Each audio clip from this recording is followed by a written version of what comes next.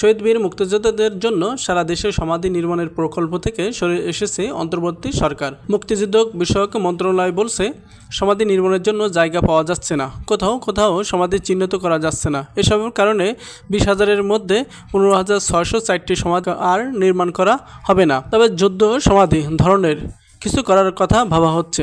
সারা দেশে শহীদ বীর মুক্তিযোদ্ধাদের মোট 20,000 সমাধি নির্মাণের সিদ্ধান্ত হয় তৎকালীন আওয়ামী লীগ সরকারের আমলে। 2018 সালে শহীদ মুক্তিযোদ্ধা অনন্য বীর মুক্তিযোদ্ধাদের সমাধিস্থল সংরক্ষণ ও উন্নয়ন শিরোনামের প্রকল্পটি ব্যয় ধরা হয় 461 কোটি টাকা। পরে ব্যয় কমিয়ে করা হয় 396 কোটি টাকা। প্রকল্পের আওতায় 5,000 সমাধি করার সিদ্ধান্ত হয় গণপূর্ত অধিদপ্তরের দেওয়া তালিকা ধরে। আর 15,000 সমাধি করার কথা উপজেলা নির্বাহী কর্মকর্তাদের ইউএনও দেওয়া তালিকা অনুযায়ী। আমি 2টি সমাধি পরিদর্শনে গিয়েছি, তাতে দেখা গেছে সমাধি 2টি ছোট ছোট। সমাধির জন্য জমি পাওয়া যাচ্ছে না। এর সমাধির পরিবর্তে ওয়ার সিমেট্রির যুদ্ধ সমাধি মতো করা হবে। ফারুক আজম মুক্তিযুদ্ধ বিষয়ক উপদেষ্টা। সরকারের উন্নয়ন প্রকল্প নজরদারি করা সংস্থা বাস্তবায়ন পরিবীক্ষণ ও মূল্যায়ন বিভাগে IMUD প্রতিবেদনে বলছে, প্রকল্প অনুমোদনের পর থেকে এ পর্যন্ত গণপূর্ত অধিদপ্তরের তালিকা দেওয়া হয় 5,000 সমাধির মধ্যে 4,126টির কাজ শেষ হয়েছে, 270টির কাজ চলমান। ইউএনওদের মাধ্যমে কোনো সমাধি নির্মিত হয়নি।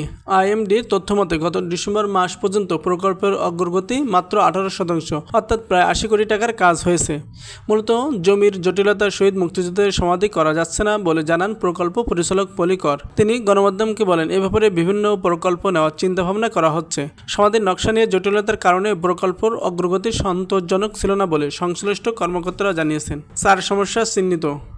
মুক্তিযুদ্ধের সময় পাকিস্তানি বাহিনী ও তাদের স্থানীয় দস্যুদের হাতে দেশের বিভিন্ন স্থানে বীর মুক্তিযোদ্ধা শহীদ হন। সমাধি নির্মাণ করতে গিয়ে মোটা দাগে 4টি সমস্যার কথা বলেছে মুক্তিযুদ্ধ বিষয়ক মন্ত্রণালয়। 1. সমাধির জায়গা চিহ্নিত করা যাচ্ছে না। 2. অন্যত্র সমাধি করতে গেলে জমি পাওয়া যাচ্ছে না। 3. সমাধির নকশায় ত্রুটি। এবং 4. সমাধির জন্য প্রতি বছর যে টাকা বরাদ্দ দেওয়া দরকার তা দেওয়া হয়নি। ফারুক আজম গত 23 মার্চ তার দপ্তরে গণমাধ্যমকে বলেন, সমাধি নির্মাণের জন্য জমি পাওয়া যাচ্ছে না, এই কারণে সমাধি নির্মাণের সিদ্ধান্ত থেকে সরিয়েছেন তারা। সমাধি নকশা নিয়ে জটিলতার কারণে প্রকল্পের অগ্রগতি সন্তোষজনক ছিল না বলে সংশ্লিষ্ট কর্মকর্তারা জানিয়েছেন।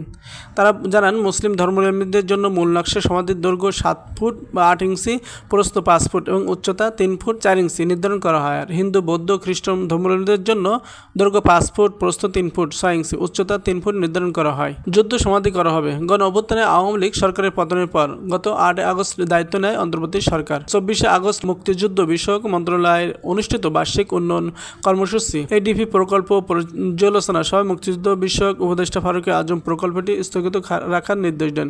পরে অক্টোবর মাসে ADP সভায় প্রকল্পের আওতায় নতুন কোনো কার্যক্রম গ্রহণ না করার নির্দেশ দেন উপদেষ্টা।